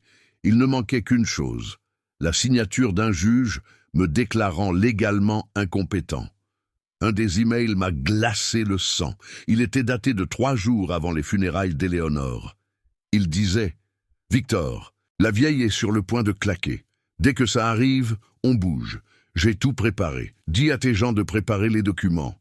Le vieux ne saura pas ce qui lui arrive. » Et plus bas, Victor répondait « Parfait. Entre l'entreprise et l'immobilier, on parle de 80 millions d'euros. Tu prends 40% et je prends le reste. Dans 60 jours, on est associés. » J'ai senti mon estomac se retourner. Je l'ai relu encore et encore. Mon fils, mon propre fils. Il avait planifié ça depuis des mois pendant qu'Éléonore mourait à l'hôpital, pendant que je lui tenais la main et lui promettais qu'elle irait bien. Étienne était dans son bureau à calculer combien il gagnerait de la mort de sa mère et de la destruction de son père. J'ai posé les papiers sur la table et je les ai juste regardés, sans rien dire. Mes mains tremblaient, j'avais la nausée, je sentais la pièce tourner. Sophie me regardait avec les yeux pleins de larmes. Elle a dit « Beau-père, je ne savais pas, je vous jure, je ne savais rien de tout ça. Je savais qu'Étienne était ambitieux, je savais qu'il voulait l'entreprise. Mais je ne savais pas qu'il était capable de ça, de détruire son propre père, de falsifier des documents, d'engager des psychiatres pour vous déclarer fou. Sa voix s'est brisée. Quand j'ai vu ça, je ne pouvais pas me taire, je ne pouvais tout simplement pas. Je lui ai demandé « Pourquoi m'apporter ça, Sophie? Pourquoi ne pas aller à la police ?» Elle a secoué la tête. « Parce que la police ne me croira pas. Étienne a des relations, il a de l'argent, il a des avocats. Vous êtes le seul qui peut faire quelque chose avec ça. » Je me suis levé du canapé, j'ai marché jusqu'à la fenêtre et j'ai regardé la rue vide. J'ai pensé à Éléonore la dernière semaine de sa vie, quand la douleur ne la laissait pas dormir. Une nuit, elle m'a serré la main très fort et a dit « Alain, fais attention à Étienne. Ce n'est pas le fils que tu crois. J'ai vu des choses, j'ai entendu des choses. Promets-moi que tu ouvriras les yeux. » Je lui ai dit oui, bien sûr, de se calmer, mais je n'y ai pas prêté attention. Je pensais que c'était la morphine qui parlait. Je pensais qu'elle était confuse, mais elle ne l'était pas. Éléonore savait. Éléonore a vu ce que je refusais de voir, et elle a essayé de m'avertir. Et je n'ai pas écouté. Maintenant, elle était morte, et j'étais seul, avec une pile de papiers qui prouvait que mon fils était un monstre. Je me suis retourné vers Sophie. Elle était toujours assise sur le bord du canapé, les mains jointes sur ses genoux. J'ai demandé « Étienne soupçonne quelque chose ?» Elle a secoué la tête. « Non, je l'ai fait quand il n'était pas à la maison. J'ai tout copié sur une clé USB et j'ai effacé l'historique. Mais s'il découvre… » Elle n'a pas fini la phrase. Elle n'en avait pas besoin. Je savais de quoi Étienne était capable. J'ai demandé « Pourquoi as-tu fait ça, Sophie ? Tu es sa femme. Tu as un fils avec lui. Pourquoi tout risquer comme ça ?» Elle m'a regardé avec les yeux humides et a dit « Parce que je n'en peux plus, beau-père. Je supporte ça depuis des années. Le mariage est mort depuis longtemps. Je reste seulement pour Lucas. Mais ça, c'est trop. Ce qu'Étienne vous fait. Je ne peux pas faire partie de ça. Vous ne méritez pas ça. Je ne peux pas vous regarder en face en sachant ce que je sais. » Sophie s'est levée. Elle devait partir avant qu'Étienne ne se méfie. J'ai dit « Sophie, ce que tu as fait aujourd'hui a un prix. Si Étienne le découvre, il s'en prendra à toi, à Lucas, à tout. » Elle a hoché la tête. « Je sais. Mais vous m'avez toujours bien traité. Madame Éléonore m'aimait comme une fille. Elle m'a appris à faire son rôti de bœuf. Elle m'a donné le collier de sa mère quand Lucas est né. Elle m'a dit une fois, « Si jamais Étienne devient difficile, viens me trouver. Je t'aiderai. » Mais elle n'est plus là. Alors, je suis venu vous voir. J'ai senti une boule dans ma gorge. J'ai dit « Merci, ma chère. Merci d'avoir été courageuse. Je ne te laisserai pas payer pour ça seule, je te le promets. » Elle m'a fait une brève étreinte, a pris son sac à main et s'est dirigée vers la porte. Avant de partir, elle s'est retournée et a dit « Détruisez-le, beau-père. Détruisez Étienne avant qu'il ne vous détruise. » Puis elle s'est éclipsée par la porte de derrière, disparaissant dans la nuit. Je suis resté seul dans le salon avec les papiers éparpillés sur la table. Je les ai regardés longtemps. Chacun était un coup de poignard. Chaque email, chaque contrat, chaque signature falsifiée. Mais ils étaient aussi autre chose. Ils étaient une preuve. La preuve que je n'étais pas fou. La preuve qu'il y avait un plan. La preuve que mon fils était un criminel. J'ai pensé à Théo, à la réunion que j'avais demain. Maintenant, j'avais quelque chose à lui montrer, quelque chose de concret, quelque chose qu'il pouvait utiliser. Mais j'ai aussi pensé à Sophie, au risque qu'elle avait pris, à ce qui lui arriverait si Étienne découvrait la vérité. Et j'ai pensé à Éléonore, à son dernier avertissement, à la façon dont elle a essayé de me protéger d'outre-tombe. J'ai fermé les yeux et j'ai dit à voix haute « Pardonne-moi, mon amour, pardonne-moi de ne pas avoir écouté. Mais je te promets que je vais arranger ça. Je te le promets. Je n'ai pas dormi cette nuit-là. Je suis resté assis sur le canapé avec les documents de Sophie entre les mains, les relisant encore et encore, mémorisant chaque détail, chaque date, chaque nom, chaque chiffre. Quand l'aube s'est levée, mes yeux me brûlaient. Et ma tête était pleine de chiffres, mais j'avais aussi quelque chose que je n'avais pas eu depuis des jours. Des munitions. Sophie m'avait donné les armes pour me battre. Maintenant, j'avais juste besoin d'une armée. Théo était le premier. Mais j'allais avoir besoin de plus. J'allais avoir besoin de quelqu'un de l'intérieur de la famille, quelqu'un qui connaissait Étienne, quelqu'un qui avait autant à perdre que moi. Et puis j'ai pensé à Benjamin, mon fils cadet, celui qui avait déménagé à Lyon il y a des années, celui qui appelait rarement, celui qui semblait m'avoir oublié. Il était temps de le trouver, et temps de voir de quel côté il était. Si cette histoire atteint votre cœur, abonnez-vous maintenant. Chaque jour, quelqu'un raconte ce qu'il n'a jamais pu dire à voix haute. Laissez votre commentaire et dites-moi si vous avez déjà vécu quelque chose de similaire. À 10 heures le lendemain matin, j'étais assis dans le bureau de Théo Morin. C'était un petit bureau, rempli de livres de droit empilés jusqu'au plafond, sentant le café froid et le papier jauni. Théo était de l'autre côté du bureau avec les documents de Sophie étalés devant lui. Il les lisait lentement, le front plissé, se passant la main sur son crâne chauve chaque fois qu'il trouvait quelque chose de nouveau. Je le regardais en silence, le cœur battant dans ma gorge. Quand il a fini, il a posé les papiers sur la table et m'a regardé avec une expression que je n'avais jamais vue sur lui auparavant. Un mélange de rage et d'étonnement. Il a dit « Alain, c'est de la fraude d'entreprise, de la falsification de documents, une tentative d'interdiction illégale. Ton fils pourrait aller en prison et Victor Lenoir aussi.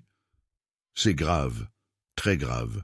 Je lui ai demandé ce que nous pouvions faire. » Théo s'est penché en arrière dans son fauteuil et a réfléchi un instant. Puis il a dit « D'abord, nous devons bloquer la mise sous tutelle. Si Étienne parvient à obtenir qu'un juge te déclare incompétent, nous perdons tout. Je vais déposer une injonction d'urgence. Deuxièmement, nous avons besoin de plus de témoins. Sophie est essentielle, mais une seule personne ne suffit pas.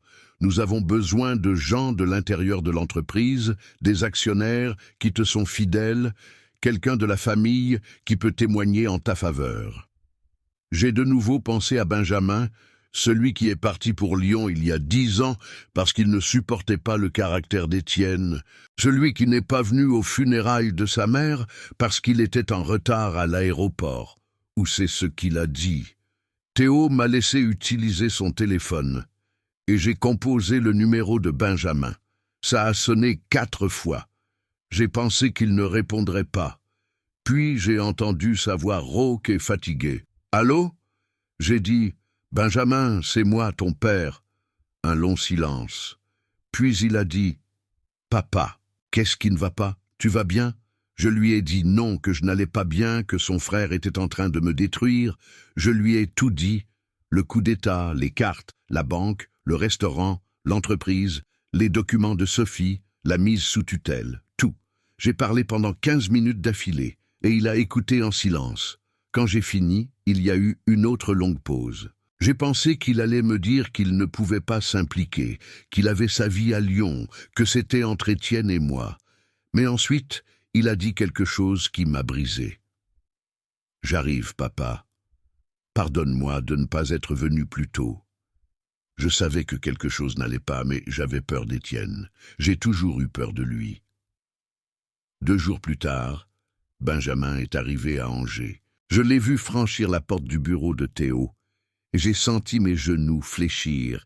Il était plus mince que dans mon souvenir, avec des cheveux grisonnants aux tempes et des rides autour des yeux.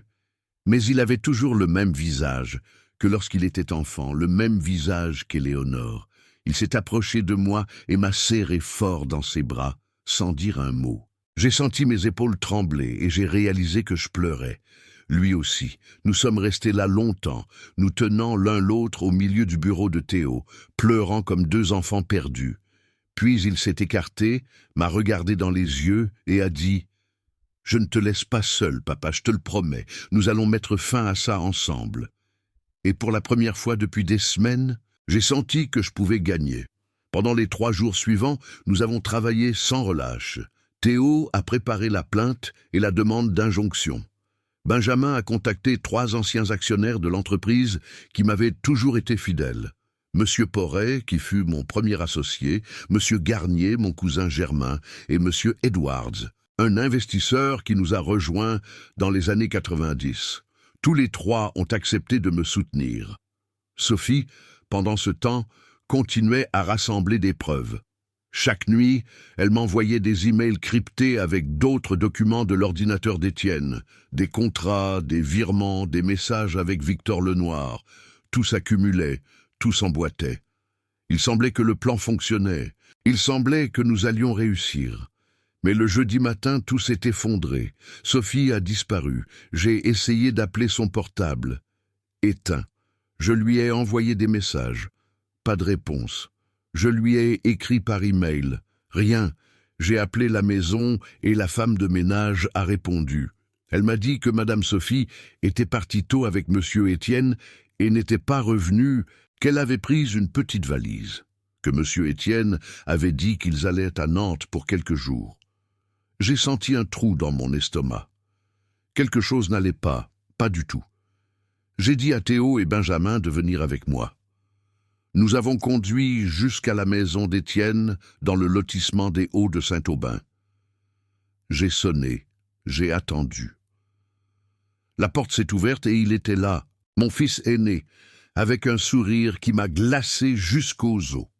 Étienne s'est appuyé contre le cadre de la porte et m'a regardé avec un calme effrayant. Il a dit « Papa, quelle surprise! Qu'est-ce que tu fais ici ?» Je lui ai dit que je cherchais Sophie, que je devais lui parler. Il a élargi son sourire, un sourire de loup. « Ah, Sophie !» Oui, elle se repose. Je l'ai emmenée dans une clinique à Nantes. Un endroit très agréable, très calme. Le stress du deuil l'a vraiment affectée, tu sais. Elle a commencé à avoir des insomnies, de l'anxiété, des idées étranges. Le médecin a dit qu'elle avait besoin de repos, quelques semaines de soins en interne pour son propre bien. Je l'ai regardé dans les yeux. Je savais exactement ce qu'il avait fait. Sophie n'était pas malade. Sophie l'avait trahi, et il s'était vengé. J'ai fait un pas de plus. J'ai dit, Étienne, je sais ce que tu as fait, je sais tout. Les contrats, les virements, les emails avec Victor Lenoir, les signatures falsifiées, la mise sous tutelle, tout. Il n'a pas perdu son sourire. Je ne sais pas de quoi tu parles, papa. Je pense que tu es de nouveau confus. Je te l'ai dit. Tu ne vas pas bien. Tu devrais te faire examiner. Benjamin s'est avancé. Ça suffit, Étienne. Nous savons ce que tu fais et nous allons l'arrêter. Étienne l'a regardé avec mépris. Tiens, qui voilà? Le fils prodigue, celui qui s'est enfui à Lyon parce qu'il ne supportait pas la pression. Maintenant, tu reviens jouer les héros.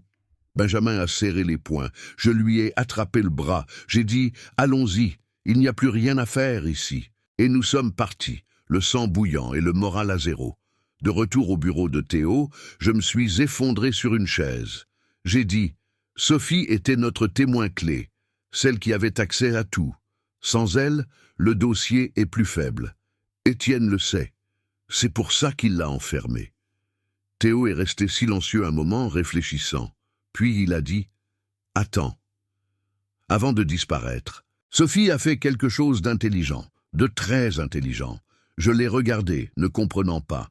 Il a ouvert son ordinateur et m'a montré sa boîte de réception. Il y avait 3 messages de Sophie, envoyés la nuit avant sa disparition. Chacun a une adresse différente. La mienne, celle de Benjamin et une 3e que je ne reconnaissais pas. Tous les 3 contenaient la même chose. Des copies de tous les documents, tous les emails, toutes les preuves. Sophie avait envoyé des sauvegardes, comme une assurance, au cas où quelque chose lui arriverait. Théo a fermé l'ordinateur et m'a regardé. Il a dit « Ta belle-fille savait que cela pouvait arriver. Elle savait qu'Étienne le découvrirait tôt ou tard. C'est pourquoi elle a tout envoyé à l'avance. Les preuves sont en sécurité. Le dossier tient toujours. » J'ai ressenti un soulagement qui a détendu mes muscles, mais j'ai aussi ressenti de l'angoisse, parce que Sophie était toujours enfermée dans une clinique à Nantes, seule, effrayée, payant le prix pour m'avoir aidé.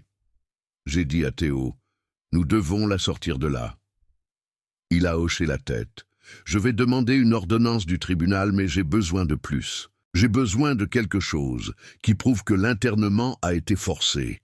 J'ai besoin d'un autre témoin. Je me suis tu. Un autre témoin. Qui d'autre savait ce qui se passait? Puis j'ai pensé à quelqu'un. Quelqu'un qui avait été là tout le temps. Quelqu'un qui a tout vu sans que personne ne la voie. Et 2 jours plus tard, cette personne a frappé à la porte. C'était 2 jours avant l'assemblée des actionnaires, quand j'ai entendu frapper à la porte du bureau de Théo. Il était 19 heures, il commençait déjà à faire nuit. Théo est allé ouvrir, et j'ai entendu une voix de femme, une voix que je connaissais. J'ai jeté un coup d'œil dans le couloir et je l'ai vue. Clara, ma Clara, la femme qui a travaillé chez moi pendant 15 ans, était debout dans l'embrasure de la porte avec un sac de course serré contre sa poitrine, tremblant comme une feuille. Théo l'a regardée avec méfiance. « Qui êtes-vous » Elle a dégluti difficilement et a dit « Je suis Clara Martin. J'ai travaillé pour Monsieur Alain et Madame Éléonore pendant 15 ans et j'ai quelque chose à vous montrer. » Je me suis approché, j'ai posé ma main sur son épaule et j'ai dit « Entrez, Clara, vous êtes parmi des amis. Nous l'avons fait asseoir sur une chaise et lui avons donné un verre d'eau. » Ses mains tremblaient en le tenant. Théo a demandé ce qu'elle avait apporté. Elle a pris une profonde inspiration, a ouvert le sac de course et a sorti une pile de papiers, de reçus, de photos imprimées et un carnet à spirale. Elle a tout posé sur le bureau. Elle a dit « Monsieur, j'ai travaillé dans cette maison pendant 15 ans. J'ai vu des choses, j'ai entendu des choses, et j'ai gardé des choses parce que Madame Éléonore me l'a demandé. » Théo et moi nous sommes regardés. Clara a continué. Monsieur Étienne m'a toujours traité comme si j'étais invisible, comme si je n'existais pas. Il parlait au téléphone devant moi, laissait des papiers sur la table, ne me saluait jamais, ne me regardait jamais. Mais j'étais là, j'étais toujours là, et j'ai tout vu. Théo a commencé à regarder ce que Clara avait apporté. Il y avait des reçus de dépôt bancaire sur des comptes qui n'étaient pas ceux de l'entreprise. Il y avait des photos de documents qu'elle avait prises avec son téléphone portable quand Étienne les laissait sur la table de la salle à manger. Il y avait des notes manuscrites avec des instructions pour Audrey Petit. Il y avait des copies de contrats qu'Étienne avait signés à mon insu. Et il y avait un carnet où Clara avait noté chaque conversation suspecte qu'elle avait entendue pendant des mois. Date, nom, citation textuelle.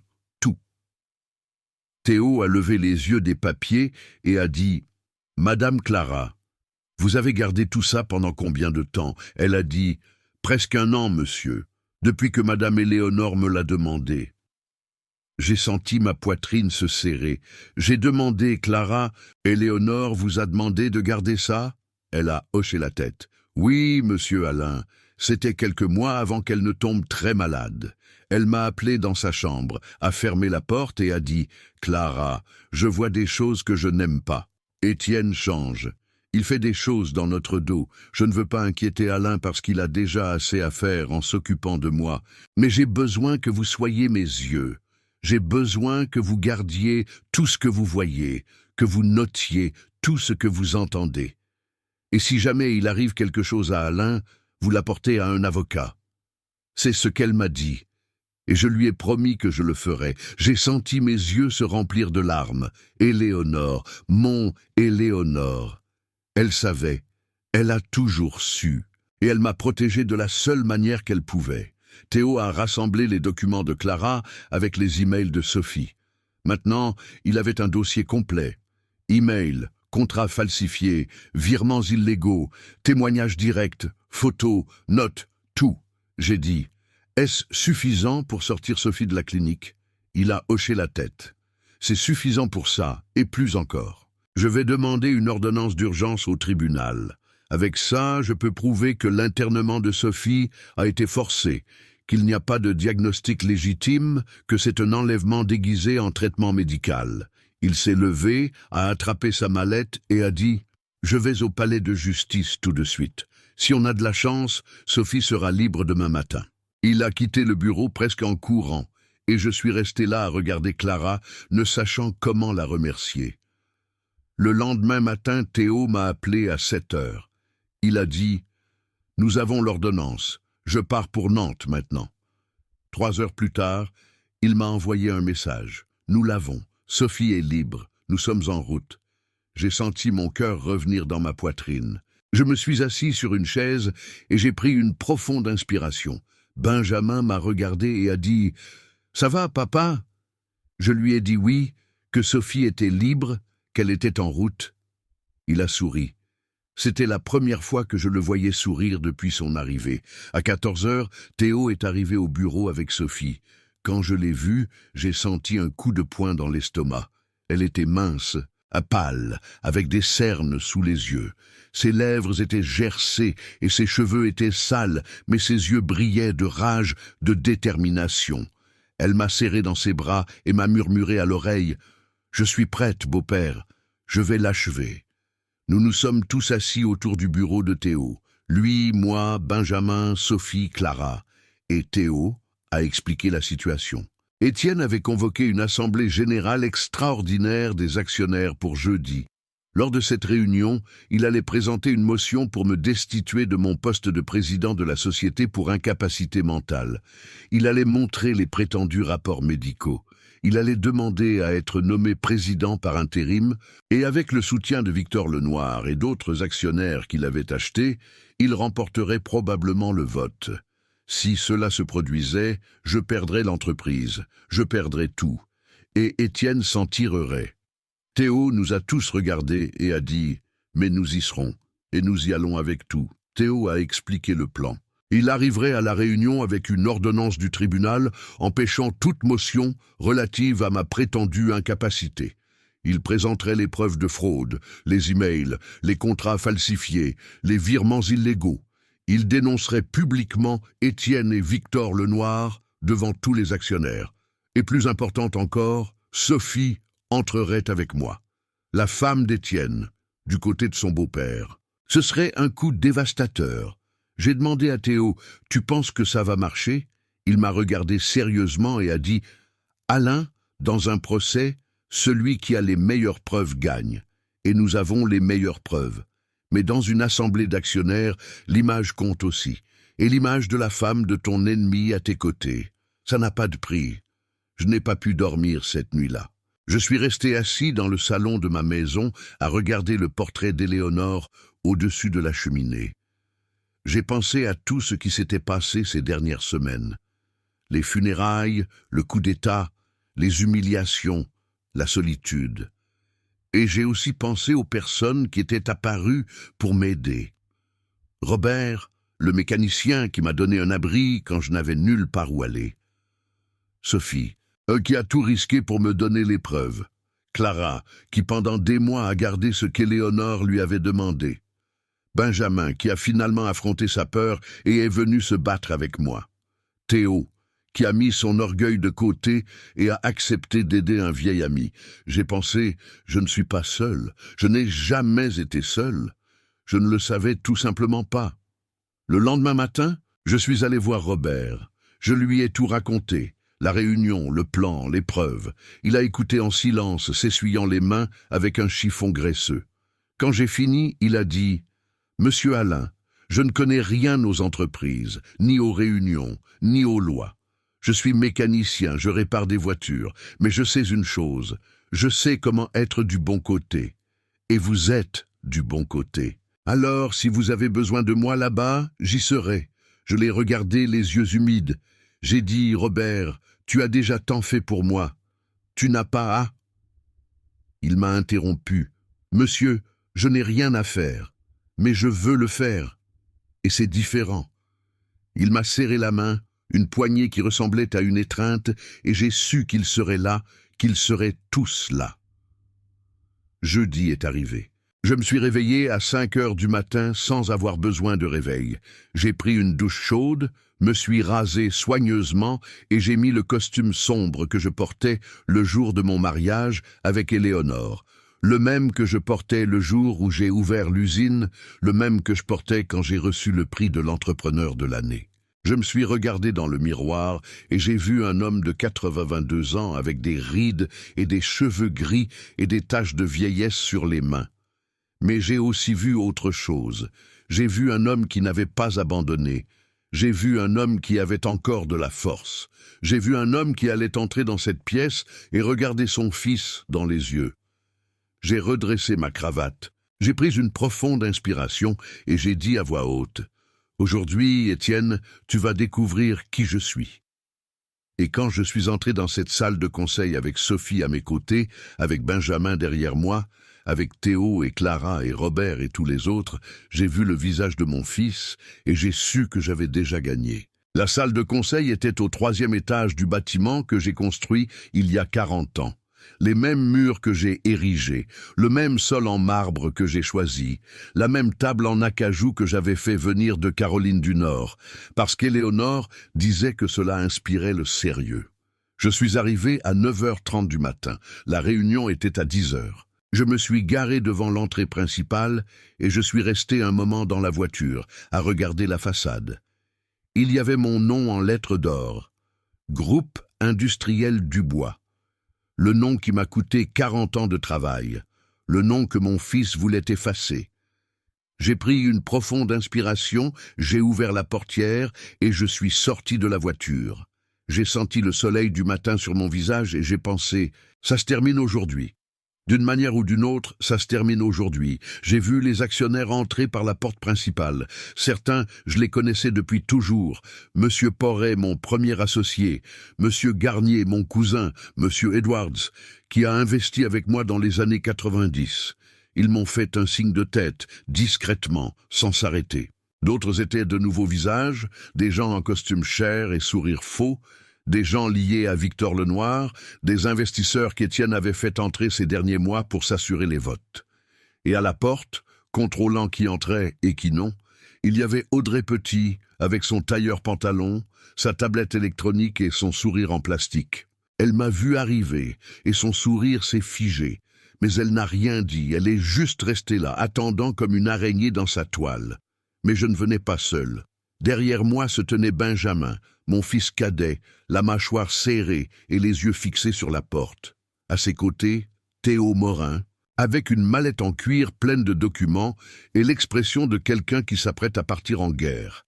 Derrière eux, mon cousin Garnier et 3 anciens membres du conseil d'administration de l'entreprise qui avaient décidé de me soutenir.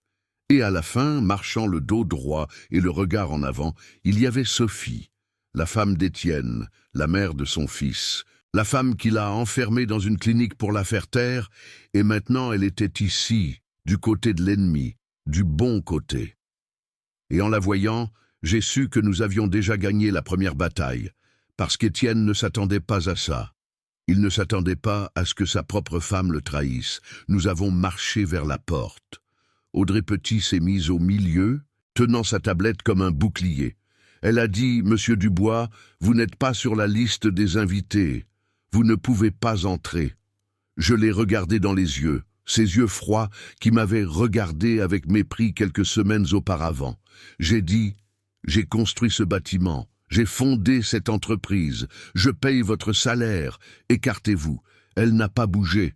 Alors Théo s'est avancé, a sorti un document de sa mallette et le lui a mis sous le nez.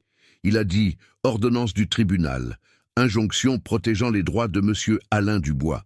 Si vous tentez d'empêcher son entrée, je vous ferai arrêter pour outrage à magistrat. » Audrey a regardé le document, a regardé Théo, a regardé Sophie et s'est écartée sans un mot. Le chemin était libre. Nous sommes montés au 3e étage par l'ascenseur.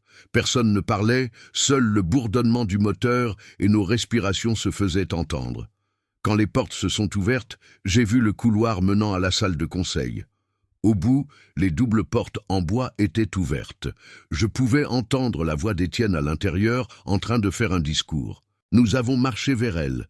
Mes chaussures claquaient sur le marbre. Chaque pas était un battement de cœur. Quand je suis arrivé à la porte, je me suis arrêté. À l'intérieur, la salle était pleine. 20, 25 personnes assises autour de la table et à la tête, debout dans un costume bleu marine et une cravate rouge, il y avait Étienne en train de dire « Nous sommes ici pour officialiser une nouvelle ère dans l'histoire de cette entreprise. » Il m'a vu et les mots sont morts dans sa gorge. Je suis entré dans la salle lentement, sans me presser, le regardant dans les yeux. Derrière moi, les autres ont suivi. Benjamin, Théo, Garnier, Sophie, les membres du conseil et enfin Robert, dans sa combinaison propre et ses mains de mécanicien, qui s'est tenu près de la porte comme un gardien. Étienne m'a fixé sans ciller, puis il a regardé Sophie, et j'ai vu son visage se décomposer. comme s'il avait reçu un coup de poing dans l'estomac. J'ai marché jusqu'au bout de la salle et je me suis tenu devant lui. Théo a posé la mallette sur la table, l'a ouverte et a sorti une pile de documents. Il les a laissés tomber avec un bruit sec et a dit à haute voix, pour que tout le monde entende, « Monsieur Alain Dubois est le seul président légal de cette entreprise. Voici les preuves de fraude d'entreprise, de falsification de documents et de tentative de mise sous tutelle illégale commise par Étienne Dubois et Victor Lenoir. » Le silence était total. Personne ne respirait. Victor Lenoir, qui était assis près d'Étienne, s'est levé d'un bond. Il a dit « C'est ridicule, c'est de la diffamation, vous ne pouvez pas débarquer ici comme ça. » Et Théo l'a interrompu en levant la main. « Monsieur Lenoir, votre nom apparaît dans 47 emails détaillant le plan pour dépouiller Monsieur Dubois de son entreprise par la fraude. Il apparaît également sur des contrats d'achat d'actions que Monsieur Dubois n'a jamais signés. Je vous suggère d'appeler votre avocat. Vous allez en avoir besoin. » Lenoir s'est tu, a ouvert la bouche et l'a refermée. Puis il s'est tourné vers Étienne, cherchant du soutien, mais Étienne ne le regardait pas. Étienne me regardait et dans ses yeux, il y avait quelque chose que je n'avais jamais vu auparavant. La peur. Théo a continué à parler. Il a expliqué chaque document, chaque email, chaque contrat falsifié. Il a montré les virements illégaux, les demandes d'évaluation psychiatrique, le plan pour enfermer Sophie dans la clinique de Nantes. Tout. Les actionnaires écoutaient en silence, le visage horrifié. Certains regardaient Étienne, d'autres le sol. Quand Théo a fini, il a désigné Sophie et a dit « Madame Sophie Dubois, épouse de l'accusé, a fourni ses preuves volontairement. Elle a été internée contre son gré dans une clinique psychiatrique à Nantes en représailles pour avoir dénoncé ses crimes. Elle a été libérée il y a 2 jours sur ordonnance du tribunal. » Il a regardé la salle et a terminé. La propre femme d'Étienne Dubois n'a pas pu supporter de voir ce que son mari était devenu. C'est pourquoi elle est ici, du bon côté. Étienne était toujours debout, à la tête de la table, mais il ne semblait plus le même. Ses épaules s'étaient affaissées, son visage était devenu gris. Il m'a regardé avec un mélange de haine et de défaite. J'ai fait un pas de plus. Je l'ai regardé dans les yeux, ses yeux qui étaient autrefois ceux d'un garçon, me demandant de lui apprendre à faire du vélo, ses yeux qui étaient maintenant ceux d'un étranger. Et j'ai dit lentement, pour que chaque mot s'imprègne, « Le lendemain de l'enterrement de ta mère, tu t'es assis dans mon salon et tu m'as dit « Ta belle vie est terminée, papa. Tu te souviens ?» Il n'a pas répondu. J'ai continué. « Eh bien, aujourd'hui, mon fils, tu découvres une chose. Ta belle vie n'a jamais commencé. Parce qu'une belle vie ne se construit pas en volant. Elle ne se construit pas en mentant. Elle ne se construit pas en détruisant sa propre chair et son propre sang. » Étienne a baissé la tête. Il n'a rien dit. Il n'avait rien à dire. Audrey Petit avait disparu par la porte de derrière. Victor Lenoir était affalé sur sa chaise, son téléphone à la main, composant désespérément. Les actionnaires se regardaient, ne sachant que faire. Alors M. Porret, mon premier associé, l'homme qui était avec moi depuis le début, s'est levé, m'a regardé et a dit « Alain, cette entreprise a toujours été la tienne et elle l'est toujours. Tu as mon vote. » Puis Garnier s'est levé, puis M. Edwards, puis d'autres. Un par un, les actionnaires qui me connaissaient vraiment se sont levés. Certains ont applaudi, d'autres ont hoché la tête. Et je suis resté là, devant mon fils vaincu, sentant le poids que j'avais porté pendant des semaines, enfin se soulever de mes épaules. Je n'ai pas souri, je n'ai pas célébré, je n'ai pas crié de joie. J'ai juste pris une profonde inspiration et j'ai regardé autour de moi. J'ai vu Benjamin les yeux humides et un sourire tremblant. J'ai vu Théo fermer sa mallette avec la satisfaction du travail bien fait. J'ai vu Sophie, pâle mais ferme, regardant son mari avec une expression qui n'était pas de la haine, mais de la pitié. J'ai vu Clara, qui s'était glissée à la fin sans que je m'en aperçoive, debout à côté de Robert près de la porte, s'essuyant les yeux avec un mouchoir.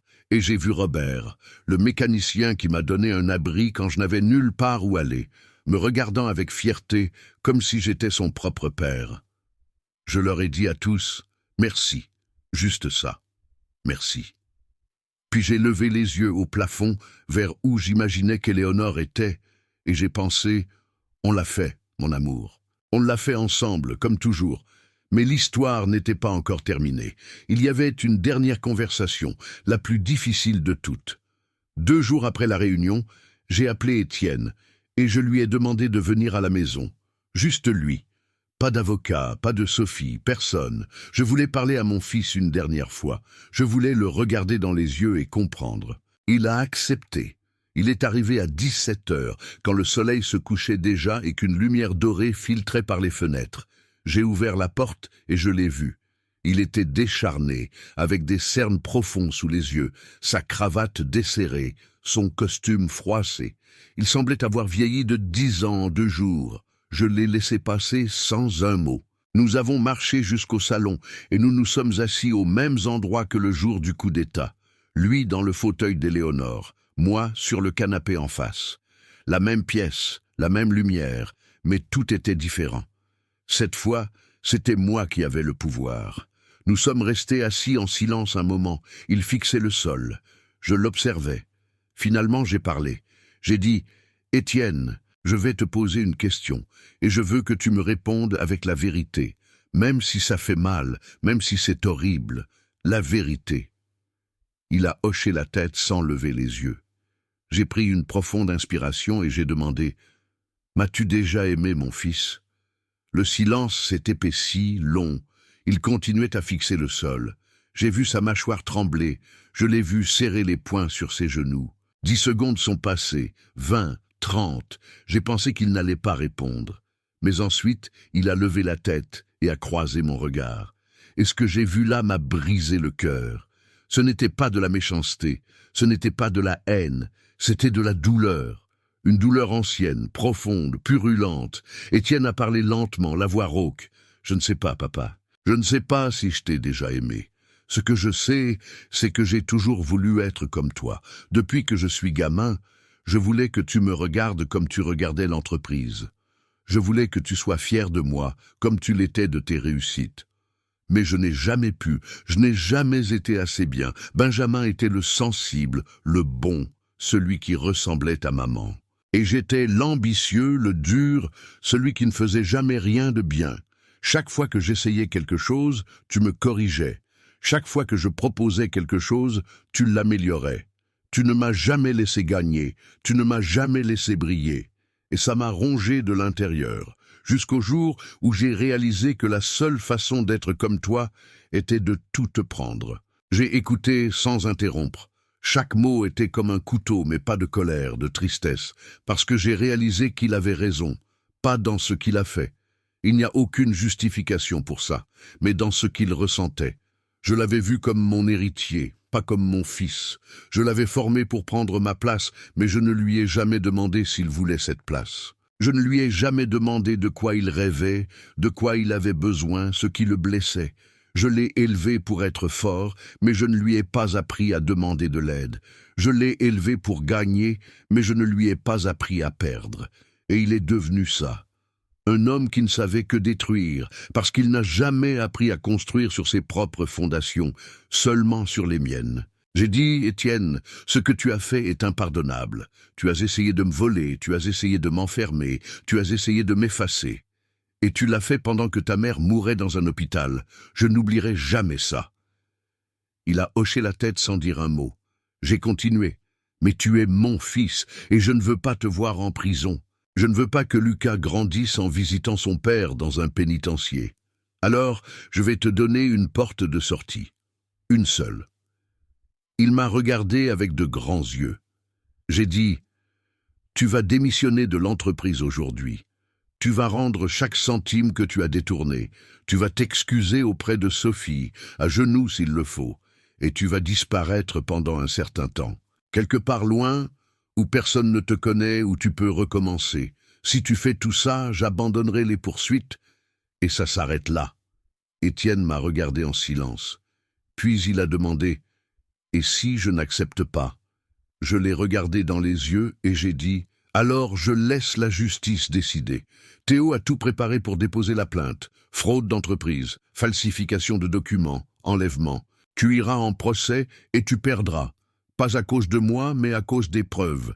Et quand tu perdras, tu iras en prison. Un minimum de 5 ans, un maximum de 15. Alors tu décides, mon fils. Tu peux disparaître avec dignité ou tu peux disparaître dans une cellule. Il est resté silencieux un long moment. J'ai vu ses mains trembler, je l'ai vu serrer la mâchoire.